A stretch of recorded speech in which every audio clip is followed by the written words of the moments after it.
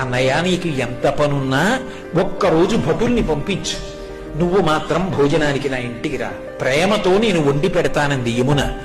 మన్నించి యమధర్మరాజు కార్తీక మాసంలో శుక్లపక్షంలో విధియ తిథి నాడు యమున ఇంటికి భోజనానికి వెళ్ళాడు. ఏం చెయ్యాలి అన్నయ్య వస్తే?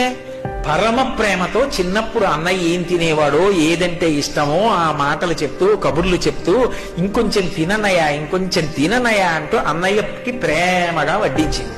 తిన్నాడు. ఏం కావాలమ్మా నీకు అని అడిగాడు. మరి దేవతా సంబంధం కదూ, వరం ఇవ్వాలి. ఆవిడ మనందరి కోసము వరం అడిగింది. అన్నయ్య ఇది జ్ఞాపకం పెట్టుకుని ఈ తిథి నాడు ఏ అన్నయ్యని ఏ తమ్ముణ్ణైనా సరే, ఏ అక్క అయినా ఏ చెల్లైనా ఇంటికి పిలిచి అన్నం పెడితే ఆ అన్నం తిన్నందుకు ఆ అన్నకి కాని తమ్ముడికి కాని అపమృత్యు దోషం లేకుండా చెయ్యన్నయ్యా. తప్పకుండా ఇస్తానమ్మా అన్నాడు.